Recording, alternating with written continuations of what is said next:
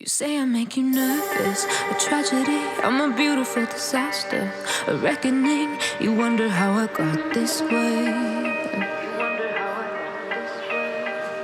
You think I'm someone to be saved.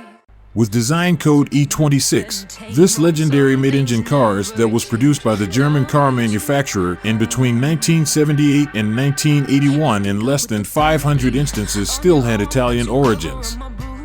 This was since the layout was penned by none other than Giorgetto Giugiaro when an Italdesign and initial assembly occurred in Turin, Italy, before it transferred to Munich, Germany for final assembly and high-quality examinations. The design is significant in lots of means for BMW, but we can constantly associate with it being the first mid-engine job by the Bavarian car manufacturer.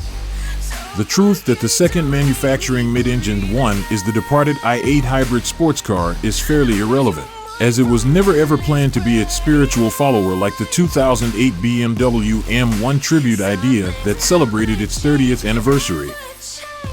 As it turns out, individuals have actually been anticipating a proper follower for years. One of them has actually been longing for a contemporary M1 reinterpretation for precisely a decade and now finally chosen to do something regarding it.